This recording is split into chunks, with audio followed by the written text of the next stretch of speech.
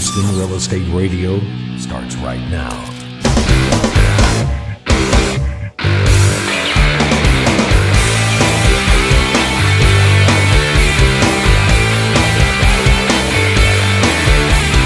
Thanks for tuning in this Sunday afternoon to Houston Real Estate Radio, where we bring you news and information you can use on your next real estate transaction.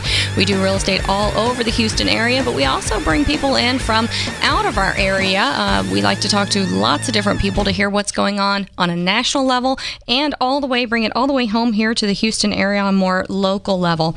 You can find us on Facebook, Houston Real Estate Radio. We're also online at HoustonRealEstateRadio.com, where we put all the videos of every show. So if you're listening to the show and there's anything that you're interested in, you can always go back and pick up the video online and take a look at it again. If you've got a real estate question, you can call us right here at the studio. It's 281-882-8088. You can call in anytime, 281-882-8088, and we'll answer your real estate questions. If you're on Twitter, you can also tweet those questions. Use hashtag HRER. Stands for Houston Real Estate Radio. All right, this week we've got a great show lined up for you. A lot of stuff to talk about. I'm going to start, though, with Nasir Malik. He's here in the studio with me. He is a local builder in Harris County, and he's decided to take a run at the Justice of the Peace for Precinct 4. He's a businessman and a great family man, and right here from our real estate industry. So we brought him on the show to talk about his point of view and what's going on politically, because it's exciting to see somebody from our industry step up and take a lead. So welcome to the show. Thank you. So tell us about what got you into politics, because you're a custom home builder. Yes. So what made the change? Well, I've been building custom homes for the last 17 years, and I'm also a real estate broker. And everything we have done, we made sure that it fits with customers' need. Mm-hmm. And I have been in Houston for the last 7 years, and I have been working with the community members for last 4 years.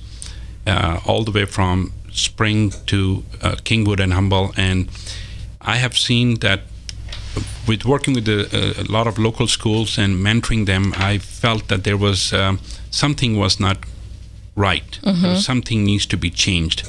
And I took a FBI Citizen Academy class 2-3 years ago, and some of my friends said, "Mr. Malik, you're so much involved with the community. Why don't you run for an office?" And I said, I don't like politics. I want to be... Who does, right? Exactly. and it's not a good game to be in. Right. But they have seen my passion with the children. I'm very passionate about children when it comes to children. I have 3 kids myself, and we are very blessed. My son just graduated from Klein Nook High School, and he is attending Rice. And we are very proud of him. Mm-hmm. But where I have seen that our local area, kids were not well educated. They were not given the right guidance. Now, is that an education issue or a parenting issue? It's more a parenting issue. More parenting, okay. More parenting issue. And while mentoring the children and all that, and I have noticed that, I've experienced that there was a very high percentage of juvenile in our local system. Mm-hmm. And where we have some areas that there are assistance available for the children. And I know when I have teach some local and community schools and help some children, and I have seen that when you teach children, help them either by behaving them well or mentoring them, they become a better citizen. Sure. And when you have healthier children, better children, then you will have a healthier community and lesser crimes. Right. So true. And the results are proven by my involvement with the local communities here in Houston area. And so I decided that, it's time that we need to make a change in a community. So it's really a passion for you. Absolutely. But you're a great businessman, so you bring a lot to the table, and you don't have to be a lawyer to be Justice of the Peace, right? Absolutely. There's a misconception about, most of the people may not know that our highest court is the Supreme Court, and the lowest is Justice of the Peace, and they both have one thing in common, that neither one of them requires a candidate to have a law degree.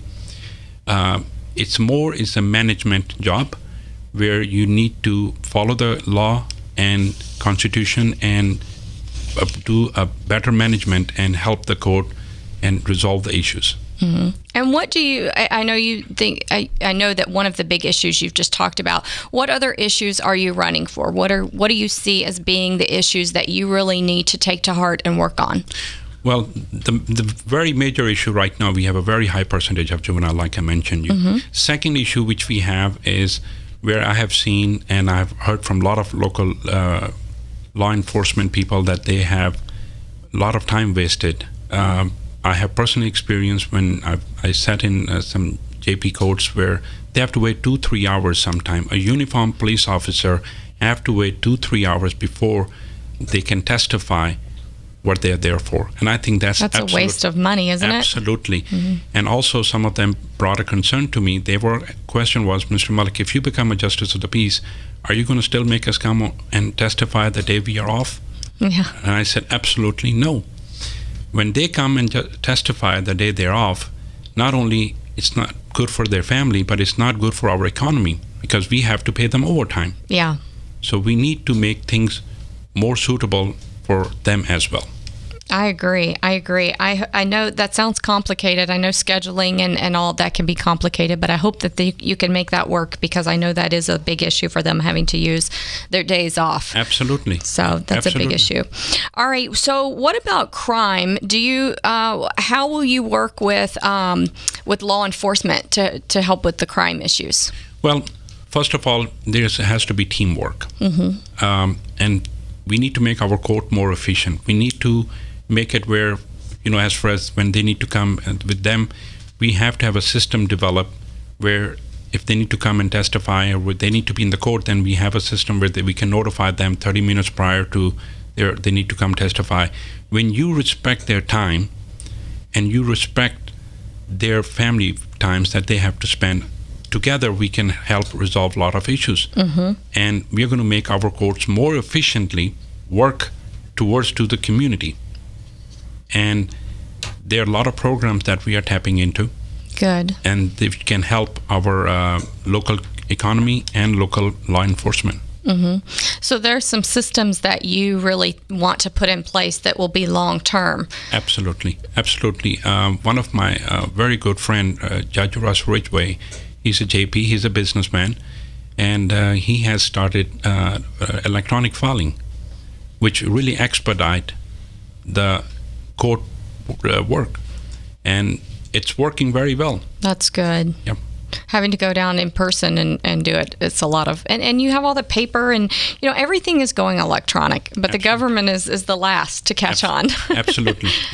And I think it's about time that we all step up to ladder and do these things because there are some cases, you will be shocked that there are some juvenile cases that they have not heard over 2 years. There's such a low, and kids change so much in 2 years. Absolutely.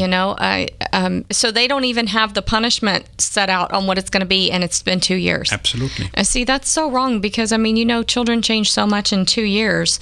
Their point of view, their perspective, everything changes so much. That's way too long to wait. It is. And I think our children are their future of our country. They're backbone to the future of our country. And we, as leaders, we all need to help our children become a better citizen. The truancy rates that are very high, what can we do as a community or even in the school districts? What can be done to help with that? Shannon, thank you for bringing that question. I believe that it's our problem. It's not one person's problem. And I have talked to a lot of community leaders. They're willing to help mentor those children. I believe that if we make the children responsible, they need help. We cannot just write them off as an expense. If 10, 12 years old kid make a mistake and you send them to jail, you lost that child. Yeah. But as a community leader, we can help them. I have a lot of community leaders, they are willing to help.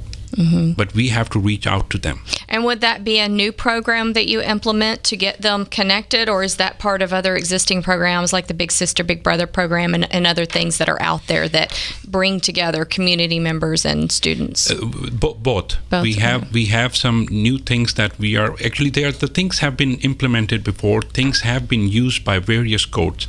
I have reached as far as Denton, Texas. As a businessman, we just don't get the first floor plan and we build the house. Right. We look for every floor plan which can fit best for our client. So I have reached out almost to every JP in Texas who share the same passion like we do, and I wanted to know what they're doing that is working for them. And we have some guidance from a lot of JPs, and I'm pretty sure that we can implement those in our community and help our children become a better kids. Fantastic, and that's what we need. Kids are our future, right? Absolutely. So tell me what your district area is real quickly, so people know if they can vote for you or not. Please. It's 290 and Beltway 8. Okay. And then it goes west all the way to Highway 362, which is a Harris County boundary lines, and then east all the way to Lake Houston. So everything north of Beltway 8 and up to Harris County line, up to Lake Houston is all precinct 4. That's Hockley, Tomball, Cypress, Houston, Klein, Spring, Humble, Kingwood, almost 875,000 people. All right, he's a Republican and a true conservative choice, and you heard him right here on Houston Real Estate Radio. We're going to be back in just a moment. Tell us the website so people can go and check out online. It's malikforjp.com. And folks, if we can make a difference in one child's life, I believe this election is worth running for. All right, malikforjp.com.